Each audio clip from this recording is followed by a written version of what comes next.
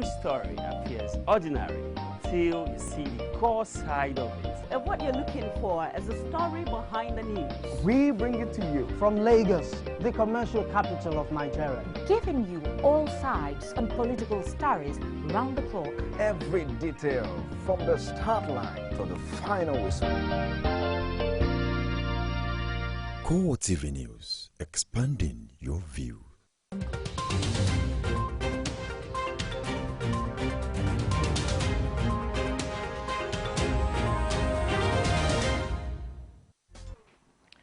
Hello and welcome to CoreTV Primetime News, broadcasting live from our Lagos studio. I am Sarah Ayeku, and here are top stories for tonight.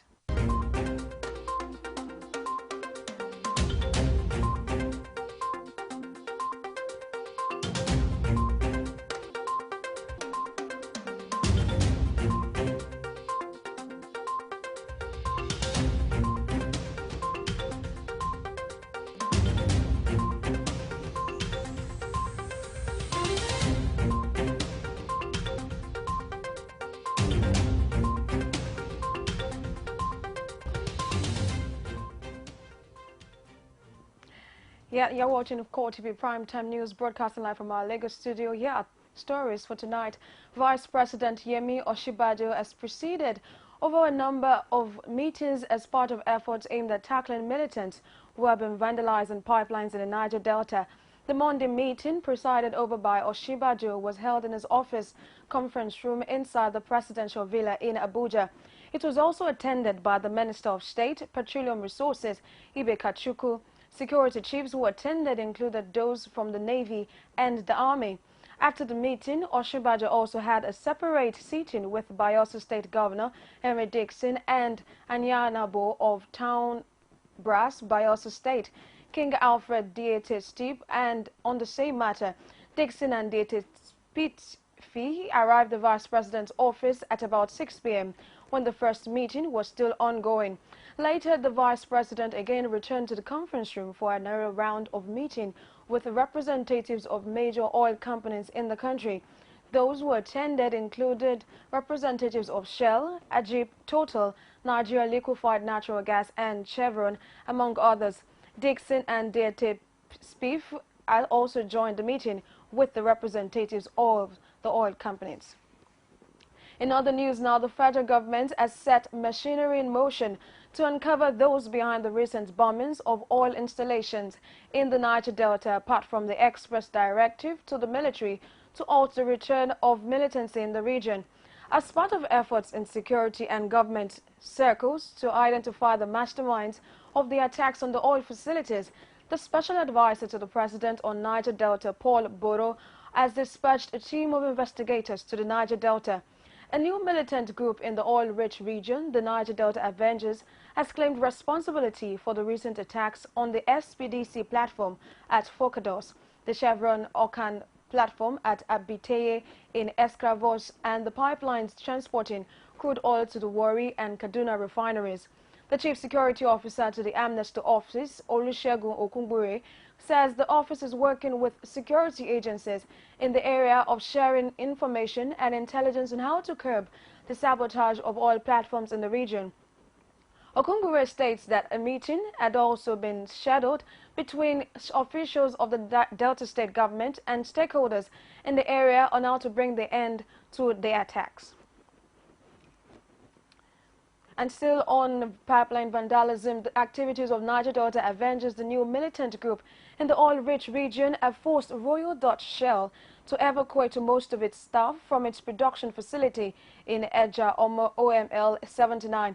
This comes as different security agencies and militants hold separate, undisclosed meetings to reappraise their tactics following a fresh directive by President Muhammadu Buhari that the group, which claimed responsibility for the recent bombings of oil and gas installations in Warri Delta State, be overpowered.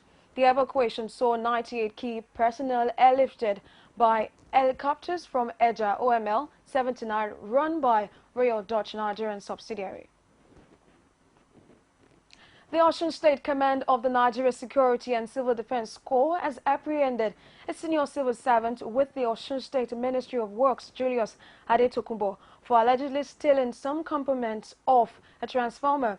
The suspect allegedly stole 12 coils from the transformer and installed it in the Osun State Civil Service Secretariat in Abere. Commandant of the NSCDC in Osun State, Olushola Ayodele, says the suspect will soon be charged to court. Meanwhile, Deputy Superintendent of Police Nasiru Alidu and 4 other policemen were shot dead at Okobe, Ahoda West local government area of Rivers State. The policemen were returning from a special duty assignment in Yobe State to Bayelsa State before being killed by the rampaging gunmen. Spokesman of the Rivers Police Command, DSP Ahmed Mohammed, confirmed that the other 4 policemen are junior officers. Meanwhile, the Nigerian army has cautioned media practitioners in the country against negative reports that would hamper the ongoing war against terrorism in the northeast. Victor Asugu, General Officer Commandant, 7th Division of the Nigerian Army, stated this while speaking with newsmen in Maiduguri. Asugu says the call is imperative because the media has a great role to play in the success of the anti-terror war. He further adds that the military had recorded tremendous successes against the terrorists lately. And still on security matters, armed soldiers and riot policemen have now taken over Koromo, Dan Anacha and Mutumbiyu communities in Gaso local government area of Taraba State, where herdsmen reportedly killed 12 people, including 7 men, 2 children, 2 women and 3 children. 18 other indigents were seriously wounded as the herdsmen set 13 houses ablaze. The Fulani herdsmen launched the attack following a long-standing land dispute over farmlands.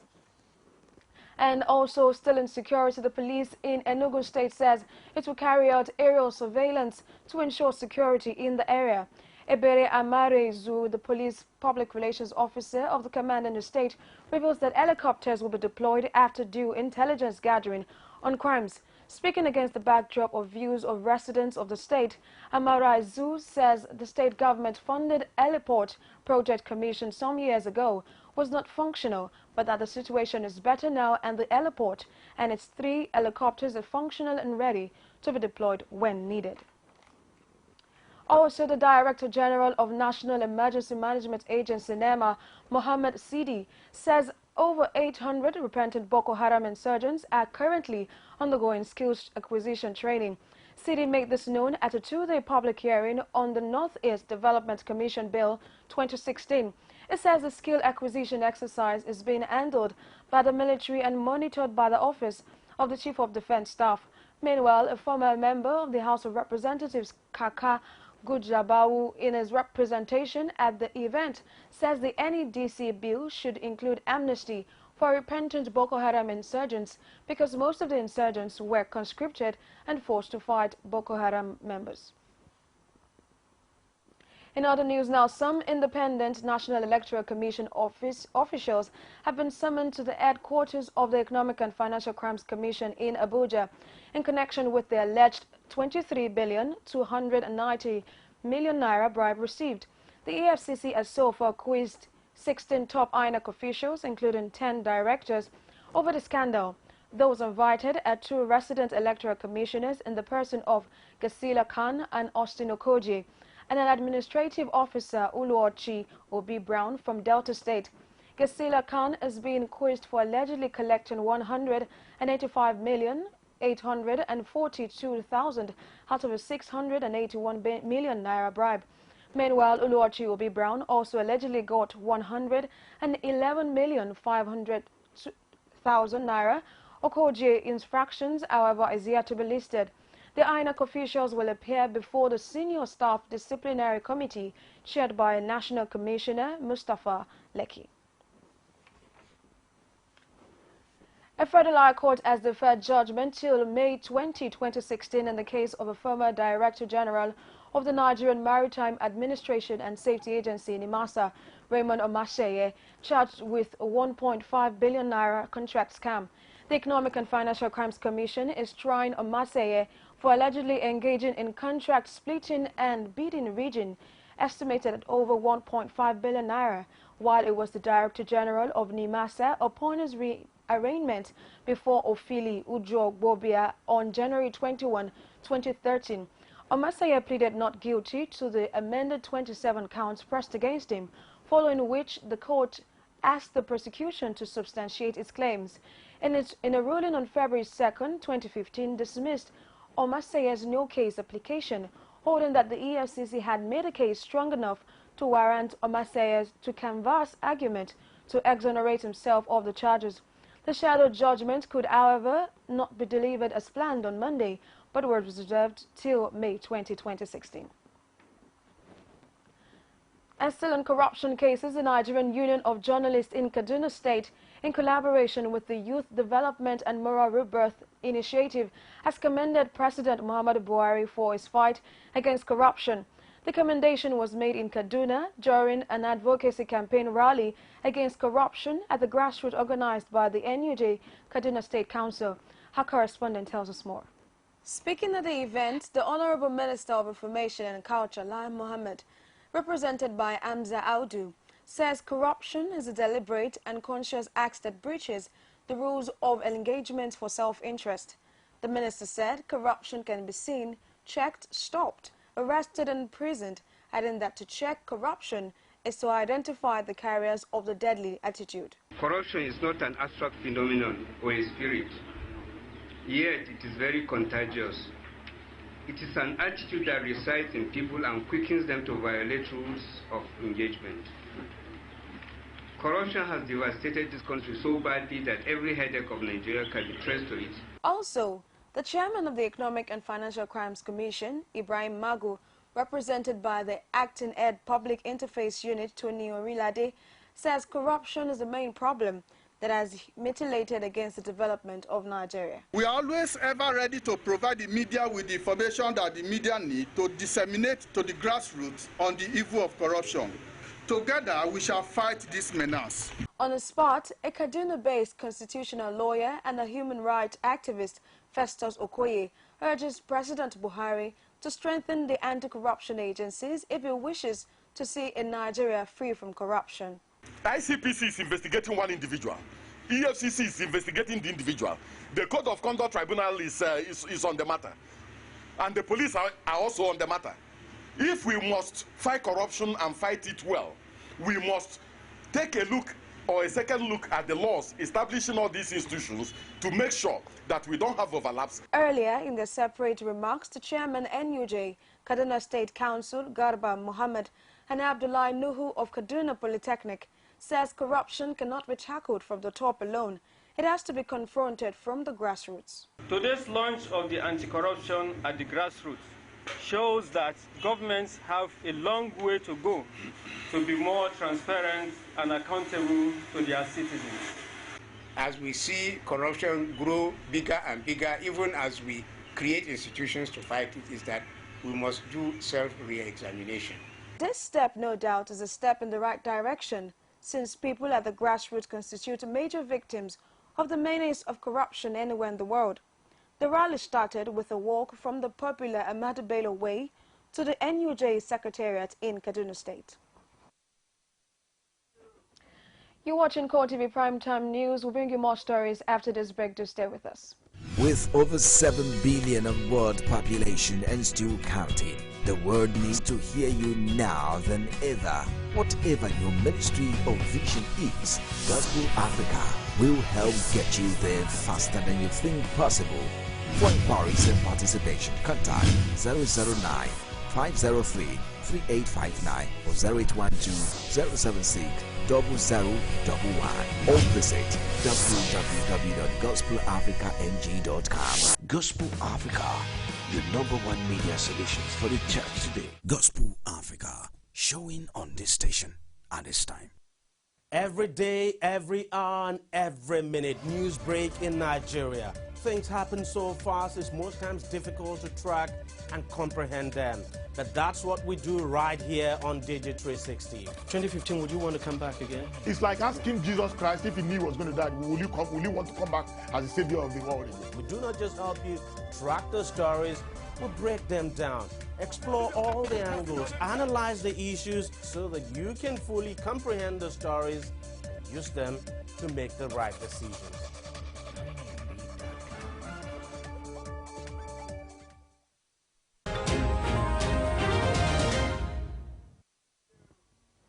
Welcome back. You're watching CoreTV Primetime News, broadcasting live from our Lagos studio. Here's a reminder of our top stories for tonight.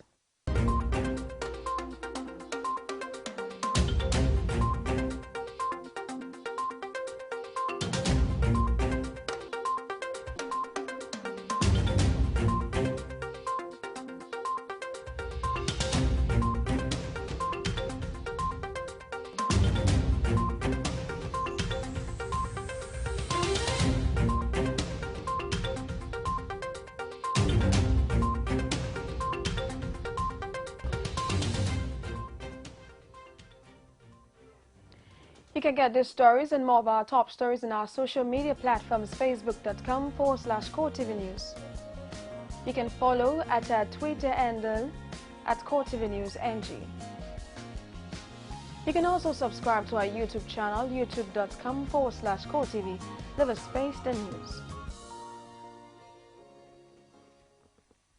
Ekweremadu, Deputy President Ekweremadu has identified strict adherence to the rule of law and respect of the provisions of the Constitution as sure ways to prevent tyranny and oppression in a democracy.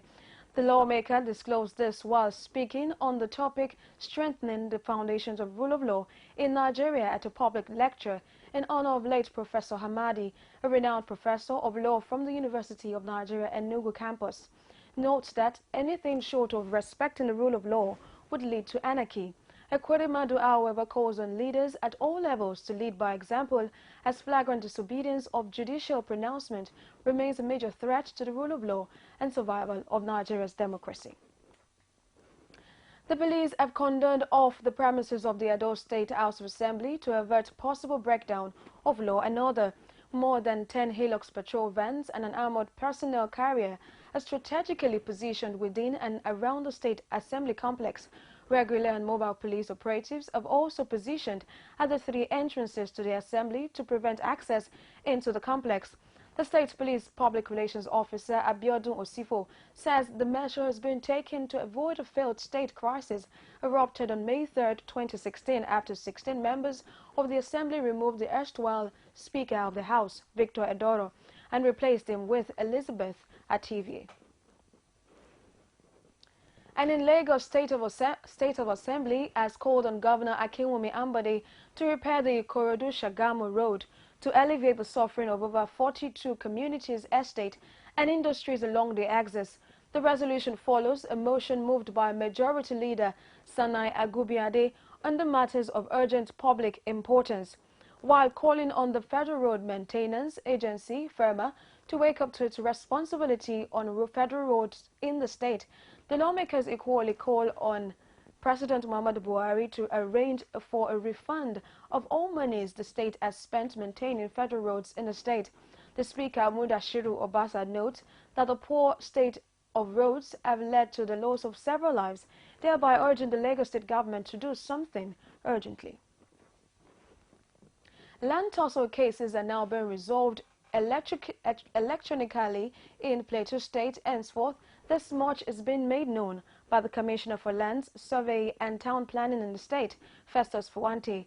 He says the struggle for land ownership in Plateau State, and especially in Jos, the state capital, is becoming worrisome, and this has necessitated the need to seek quicker means of resolving such cases.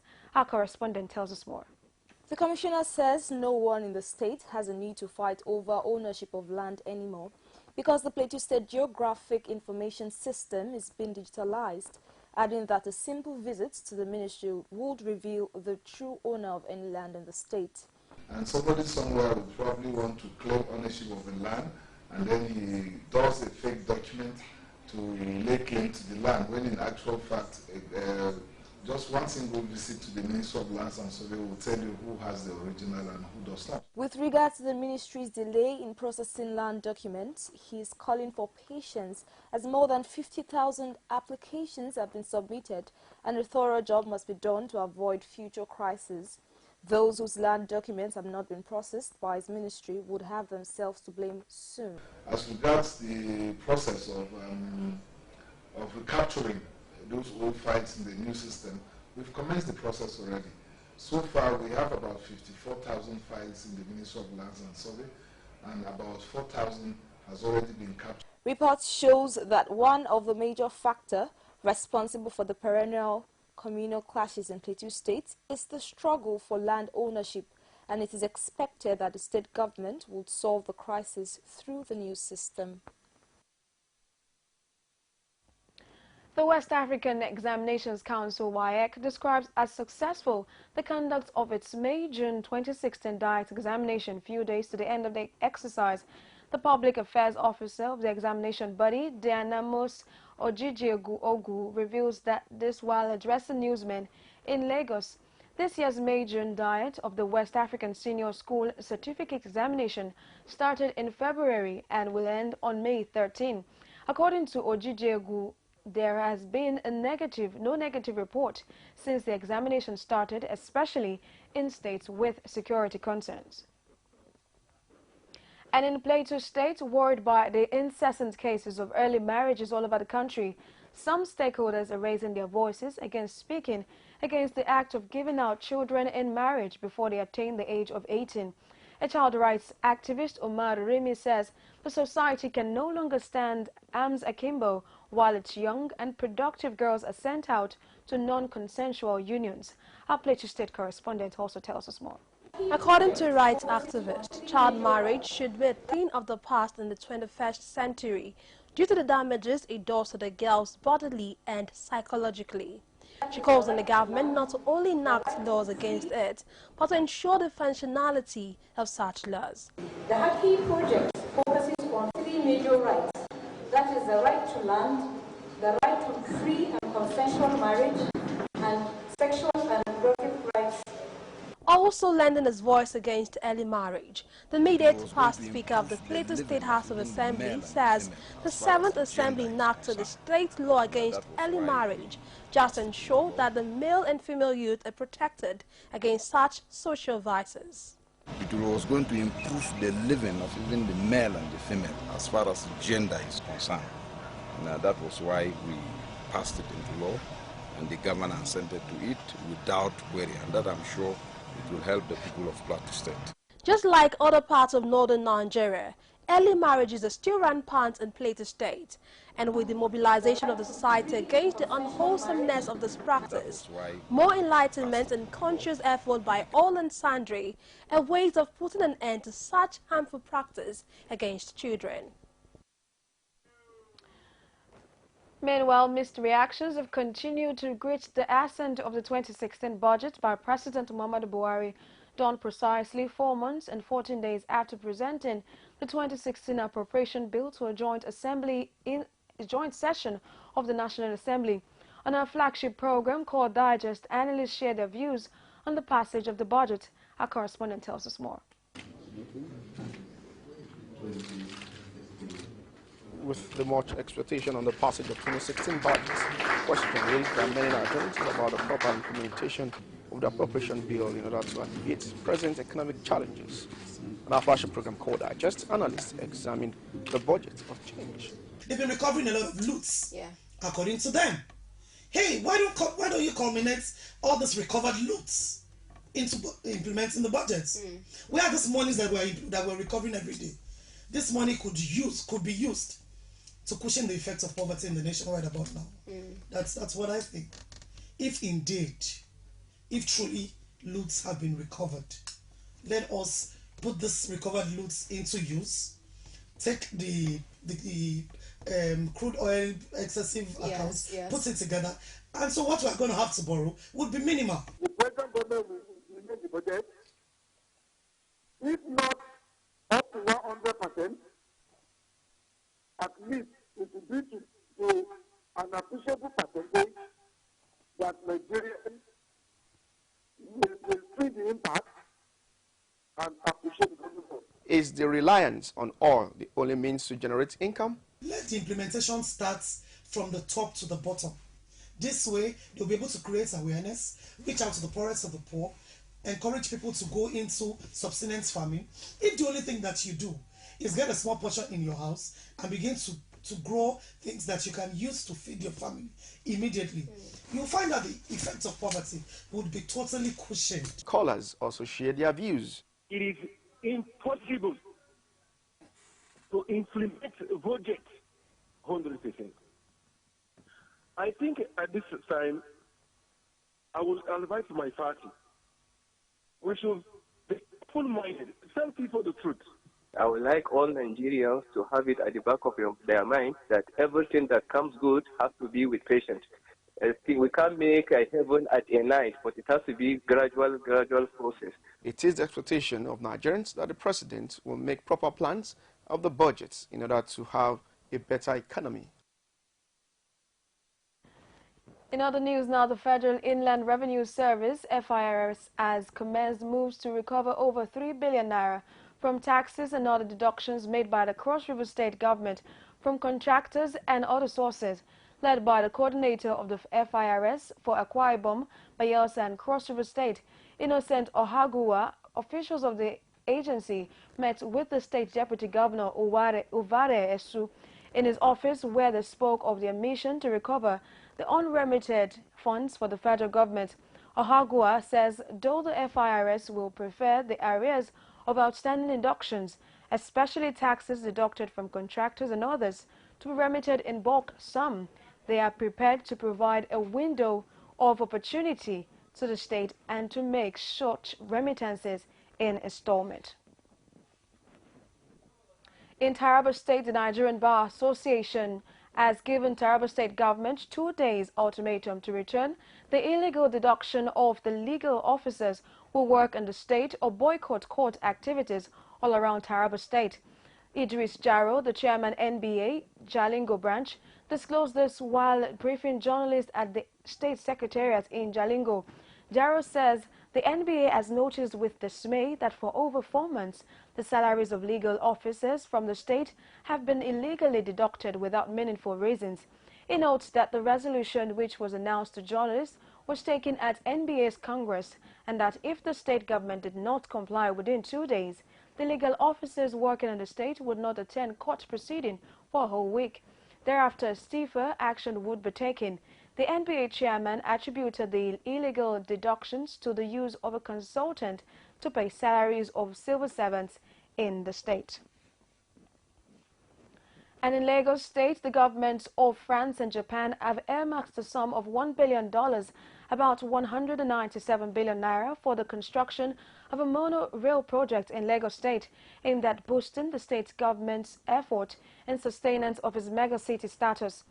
Meanwhile, the state government generated 101 billion 69 million naira in revenues in the first quarter of 2016, even as it had secured $100 million from the French government to upgrade slums in the state. Commissioner for Economic Planning and Budget Akinyemi Ashade disclosed this during the ministerial press briefing in Alausa, Ikeja, in commemoration of Akinwumi Ambode's first year in office. Ashade stated that both countries have earmarked the funds following previous achievements by the state government. The commissioner explains that the continued increase in the state population has put pressure to partner other governments in improving the standard of living in the state.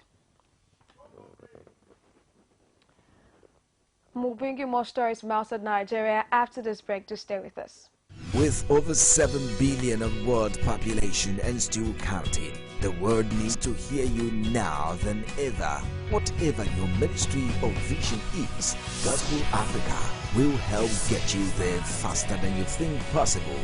For inquiries and participation, contact 009 503 3859 or 0812 076 0011 or visit www.gospelafricang.com. Gospel Africa, your #1 media solutions for the church today. Gospel Africa, showing on this station at this time.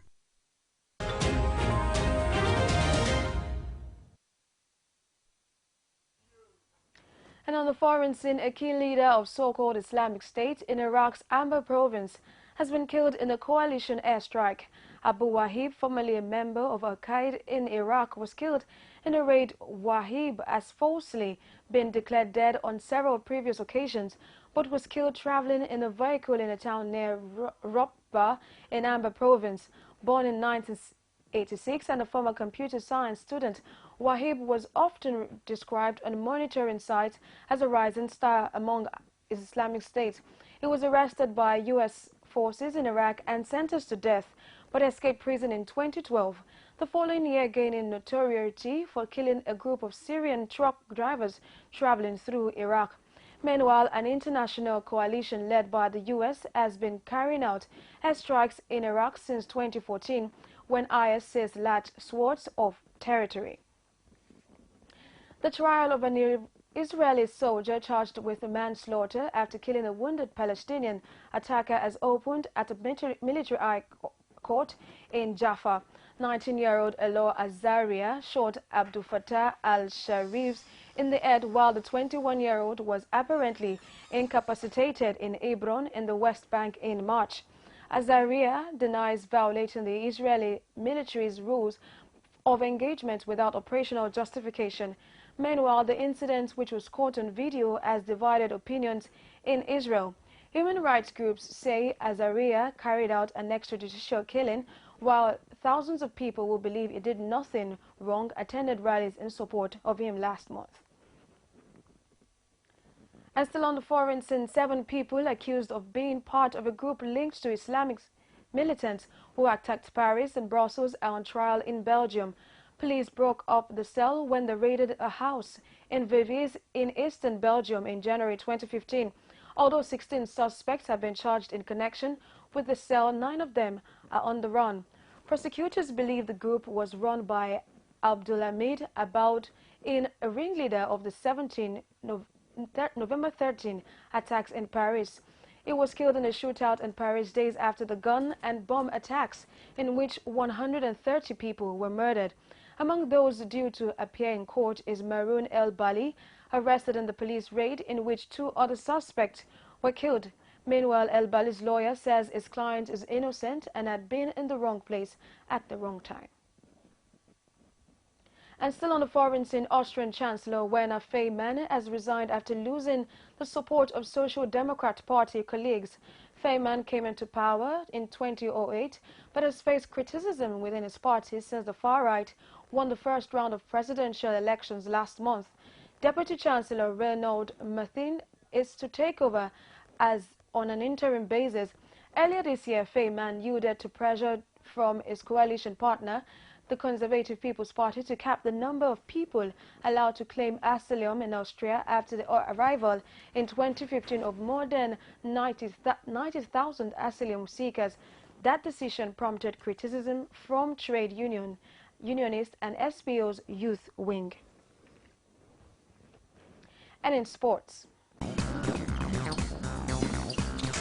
power style, and that's what he delivered. For the first time in history of Nigeria's cricket, there are 3 phases of campaign with over 40 players in participation for the World Cricket League Division 5 taking place in Jersey Island in the United Kingdom. The Cricket Administrative Board, in complementing preparatory effort of the team, is in partnership with A-level A coach certified by the Board of Control for Cricket in the Ashirim, Reganistan. Here's the report. President of the Nigerian Cricket Foundation says the much-delayed construction of the new World Standard Cricket Oval in the National Stadium has resumed in the wake of the Cricket Foundation's bid to host the Northwest African Cricket Championships in August 2016, where 5 other countries from West Africa are expected to join and participate. The NCF is also pleased to announce that the construction of the new World Standard Oval in the Packet B of the National Stadium have resumed after a delay due to change in government and policies. The construction resumed in the wake of the Federation's bid to host the Northwest African Cricket Championship, which is slated in August 2016, where 5 other countries from West Africa are expected to participate. Captain of the Nigerian Cricket Federation says he is optimistic that his teammates will excel as they have worked hard enough at Division 5 after undergoing 3 camping phases for the tournament from 40 in number to the best 16. I must tell you categorically now that having gone through the phases of camping since February this year, we've been through the first phase, we've been through the second phase, whereby we had about 40 players in camp, and then what we have presently now is the best 16 we can have in the country. As part of the Federation's developmental programs, 2 editions of the National Under-15 Boys Championship have been successfully completed. Another grassroots initiative for Under-17 Girls Championship introduced to boost Cricket Foundation Female has also been successfully completed. This administration is pleased to mention that 2 editions of the National U15 Championship have successfully been executed, with the third edition poised for July this year. This was an initiative of this administration to improve the grassroots systems in Nigeria and provide a pathway to the national team.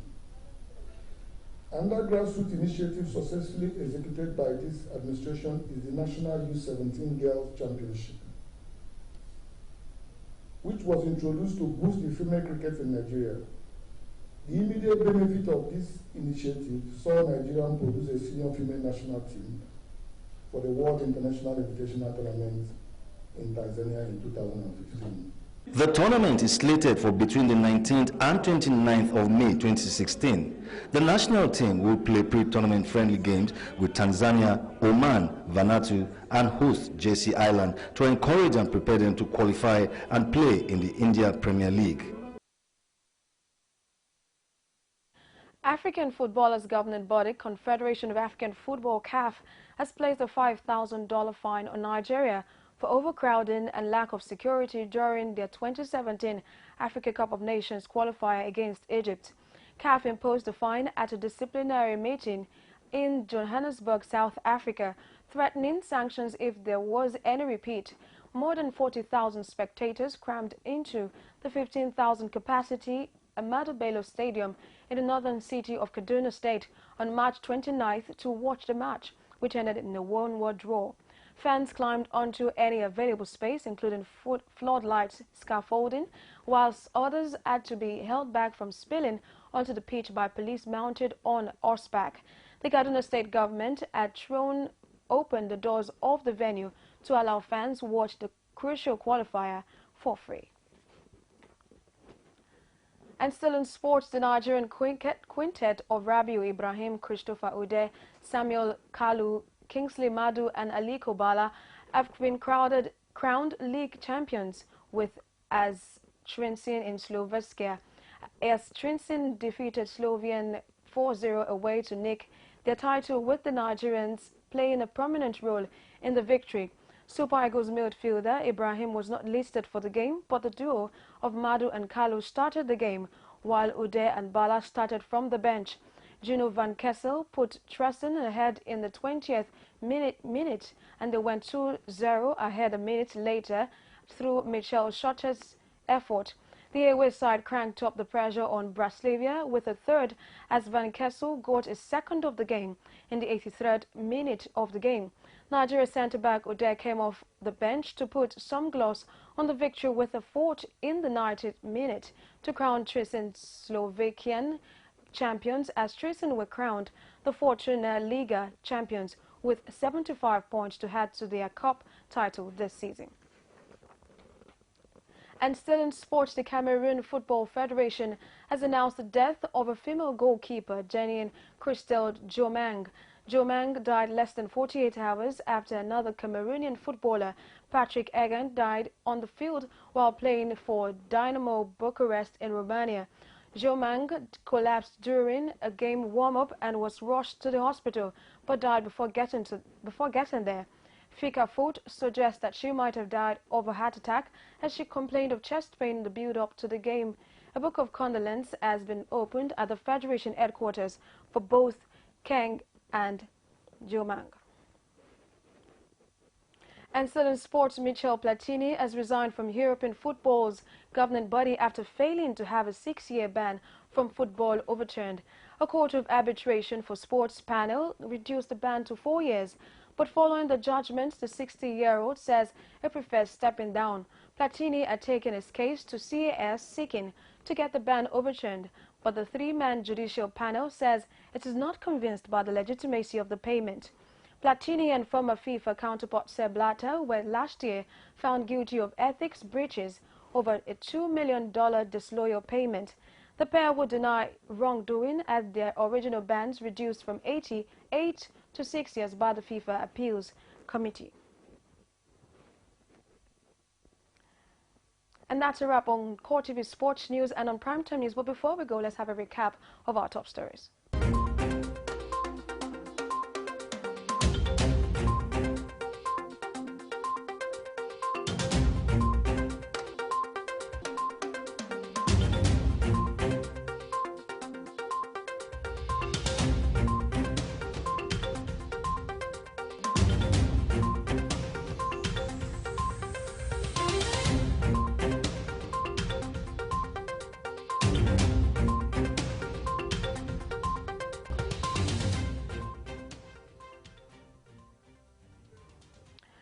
We want to thank you for being a part of tonight's CoreTV Primetime News. I want to say thank you so much for watching. And that's it on CoreTV Primetime News. My name is Sarah Ayeko. Have a good night rest.